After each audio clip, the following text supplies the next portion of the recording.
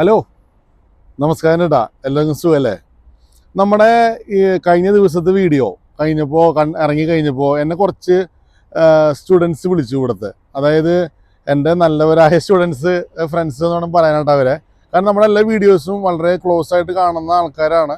അപ്പോൾ അവരെന്നെ വിളിച്ചിട്ട് പറഞ്ഞു, ചേട്ടൻ എന്ത് പണി ചേട്ടൻ കാണിച്ചത്? കാരണം നമ്മൾ ഇവിടെ ഞങ്ങളല്ലെങ്കിൽ തന്നെ നല്ല ബുദ്ധിമുട്ടിലാണ്. ബുദ്ധിമുട്ടെന്ന് പറഞ്ഞാൽ സാമ്പത്തിക ബുദ്ധിമുട്ടുണ്ട്, കൂടുതലായിട്ട് നല്ല പ്രഷറിലാണ്. അപ്പോൾ ചേട്ടന് എന്താണ് ചേട്ടൻ അങ്ങനെ ചെയ്ത്? അങ്ങനെ ചേട്ടന് ചെയ്യാൻ പറ്റാത്തതാണല്ലോ, സാധാരണ ഒരു അബദ്ധം പറ്റാത്തതാണല്ലോ. ചേട്ടൻ അങ്ങനെ ചെയ്ത സാധനം മൊത്തത്തിൽ ജനറലൈസ് ചെയ്തിട്ട് സ്റ്റുഡൻസിനെ പറ്റിയിട്ട് പറഞ്ഞ മാതിരി ഫീൽ ചെയ്തു. ഞങ്ങൾക്ക് നാട്ടിൽ നിന്ന് വരെ വിളി വന്നു. കാരണം ഇവിടെ ജോലി ഇല്ലാത്ത പ്രശ്നമല്ല, നിങ്ങൾ ചെയ്യാത്ത പ്രശ്നമാണ് എന്നൊക്കെ പറഞ്ഞിട്ട് എന്ന് പറഞ്ഞു. അപ്പോൾ ഞാനപ്പോൾ ഒന്നുകൂടിയും സത്യം പറഞ്ഞാൽ എൻ്റെ ഭാഗത്തും ചെറിയൊരു മിസ്റ്റേക്ക് പറ്റി. കാരണം വെച്ചെങ്കിൽ നമ്മൾ അന്വേഷിച്ച കുട്ടികളുടെ അവസ്ഥ മാത്രമേ നമ്മൾ കണ്ടുള്ളൂ. അപ്പോൾ ഒരു 5 പേരുടെ കാര്യങ്ങൾ കണ്ടുകൊണ്ട് ബാക്കിയുള്ള 500 5,000 ആൾക്കാരെ വിലയിരുത്താൻ പാടില്ല എന്നുള്ളൊരു സംഭവം ഉണ്ടല്ലോ. അപ്പോൾ അതിൽ എനിക്കൊരു തെറ്റ് പറ്റി.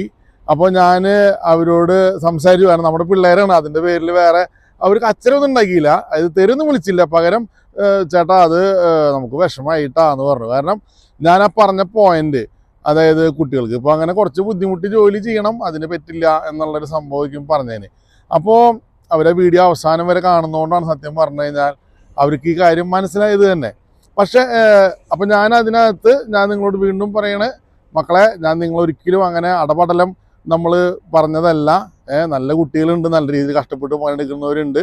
അപ്പോൾ ഒരു രീതിയിലും നമ്മൾ അങ്ങനത്തെ ആൾക്കാരെ എന്താ പറയുക, മോശക്കാരാക്കിയിട്ട് കാണിക്കാനൊന്നല്ല നമ്മുടെ ഉദ്ദേശം ഉണ്ടായിരുന്നത്. എൻ്റെ അനുഭവത്തിൽ കൂടെ നിങ്ങൾക്കറിയാലോ നമ്മൾ അങ്ങനെ സാറിനെ പറയണത്.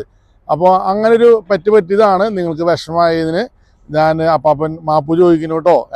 കാരണം നിങ്ങളങ്ങനെ മോശപ്പെടുത്തുന്ന കാര്യമില്ല. കാരണം നിങ്ങളേക്കും എന്താ പറയുക, നാളത്തെ നല്ല നല്ല പിള്ളേർ തന്നെയാണ്, അത് വേറെ വർത്താനമൊന്നുമില്ല. ഞാൻ കളിയാക്കണമെന്നില്ല കേട്ടോ, ആത്മാർത്ഥമായിട്ട് പറയണതാ.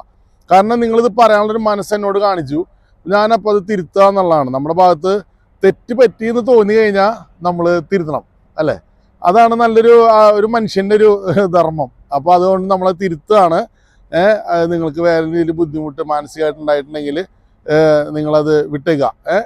പിന്നെ നിങ്ങളോട് പറയാനുള്ള കാര്യം എന്താണെന്ന് വെച്ച് കഴിഞ്ഞാൽ, വീഡിയോ കാണുന്നവരോടും പിന്നെ ബാക്കിയുള്ളവരോടും പറയാനുള്ള കാര്യം എന്താണെന്ന് വെച്ച് കഴിഞ്ഞാൽ, ഞാൻ ഇവരുമായിട്ട് കൂടുതലായിട്ട് സംസാരിച്ചപ്പോൾ അതിൽ നിന്ന് നമുക്ക് കുറേ ഇൻഫർമേഷൻസ് നമുക്ക് കിട്ടി. അപ്പോൾ ഇൻഫർമേഷൻസ് എന്താണെന്ന് വെച്ച് കഴിഞ്ഞാൽ, ഇവർ പറഞ്ഞത് ഞങ്ങൾ ഭയങ്കര സ്ട്രെസ്സിലാണ്. അതായത് പൈസയുടെ ഒരു സൈഡിൽ, അതിനോടുപരി ഭാവി ഉണ്ടാവോ ഇല്ലയെന്ന് ഉറപ്പില്ലാത്തൊരവസ്ഥയാണ് ഇപ്പോൾ. അവർക്കും പറയുന്ന കണക്കുകൾ കേട്ടപ്പോൾ ഞാൻ സത്യം പറഞ്ഞാൽ ഞെട്ടിപ്പോയി. 2022 8 ലക്ഷം സ്റ്റുഡൻസ് വന്നിരിക്കുന്നത്, 2023 ഇത്ര PR കൊടുക്കാൻ ഉദ്ദേശിക്കുന്ന ചേട്ടാന്ന് പറയുമ്പോൾ എന്നെക്കാട്ടും കൂടുതൽ കാര്യങ്ങൾ ഇവർക്ക് അറിയാം. ഞാൻ പറയാം, ചില സമയത്ത് നമ്മൾ കുട്ടികളിൽ നിന്ന് നമുക്ക് പഠിക്കാണ്ടായിരിക്കും. അപ്പം ഞാൻ അതിനകത്ത് പഠിച്ചൊരു കാര്യം എന്താണെന്ന് വെച്ചെങ്കിൽ, അവർക്ക് ഇപ്പോഴത്തെ സ്റ്റുഡൻസിൻ്റെ അവസ്ഥ ഇവർ പറഞ്ഞത് വെച്ചിട്ട് നോക്കി കഴിഞ്ഞാൽ ഇവർക്ക് സർവൈവൽ ജോബ് എന്നുള്ളത് അവർക്ക് ഇപ്പോൾ ഒരു വിഷയമല്ല. എന്താ കാര്യം എന്ന് വെച്ചെങ്കിൽ, പണ്ട് കുറച്ചു കാലം മുമ്പ് വരെ ഈ B ലെവൽ ജോലി, അതാണല്ലോ നമ്മുടെ ഇപ്പോൾ മെക്ഡി അല്ലെങ്കിൽ സബ് ടിം ഹോട്ടൺ ഇങ്ങനത്തെ സ്ഥലങ്ങളിൽ ഇവരെല്ലാം B ലെവൽ, അതായത് മാനേജറായിട്ട് വല്ല ഗ്രോസറി ഷോപ്പിലോ ഒക്കെ നിന്ന് കഴിഞ്ഞാൽ ഇവർക്ക് B ലെവലിൽ 1 ഇയർ എക്സ്പീരിയൻസ് ഉണ്ടെങ്കിൽ ഇവരെ CRS സ്കോറും കാര്യങ്ങളൊക്കെ ആയിട്ട് മീറ്റ് ചെയ്യലും ഇവർക്ക് PR-ന് വെക്കാനും പറ്റുമായിരുന്നു. പക്ഷേ ഇപ്പോഴത്തെ പുതിയ ഇതനുസരിച്ചിട്ട് ഇത് ടാർഗറ്റഡ് ഡ്രോ എന്ന് പറയുന്ന ലെവലിൽ ഈ കാര്യങ്ങൾ പോയപ്പോൾ ഇവർക്ക് ആ ഒരു കാറ്റഗറിയിൽ ഇവ സാധനം ഇല്ല. അപ്പം ഇവർക്ക് തീർച്ചയായിട്ടും എന്ത് വേണം, ഇവർക്ക് ജോലി മാറണം. അപ്പം ജോലി മാറാനായിട്ട് അവർ പറഞ്ഞിരിക്കുന്ന കാറ്റഗറിയിൽ PSW പിന്നെ അങ്ങനത്തെ കുറച്ച് കാര്യങ്ങളുണ്ട് അതിനകത്ത്, കൺസ്ട്രക്ഷൻ അങ്ങനത്തത്, ഇതിലേക്ക് എല്ലാ ആൾക്കാർ മാറ്റി ഫോക്കസ് ചെയ്തുകൊണ്ടിരിക്കുന്നു. അതിൽ വരെ ഓവർ ക്രൗഡായിട്ട് കുട്ടികൾ പഠിച്ചുകൊണ്ടിരിക്കുന്നു. അപ്പോൾ ഈ ഒരു സാധനം ഇവരെ വല്ലാതെ സ്ട്രെസ് കൊടുക്കുന്നുണ്ട്. ഞാൻ വിളിച്ച ഒരു കുട്ടനോട് പറഞ്ഞു, ചേട്ടനൊക്കെ നാട്ടിൽ പഠിക്കണ കാലത്ത് ചേട്ടൻ്റെ പെട്രോളിൻ്റെ കാശ്, ചേട്ടൻ്റെ ടേം ഫീസ് എന്തെങ്കിലും അറിഞ്ഞിട്ടുണ്ടാ? ഞങ്ങളിത് എക്കും വെച്ചിട്ടാണ് ചെയ്യണേ. നാട്ടിൽ നിന്ന് 3 ഇരട്ടി ഫീസ് കൊടുത്തിട്ടാണ് ഞങ്ങൾ വന്ന് പഠിക്കണേ ചേട്ടാ.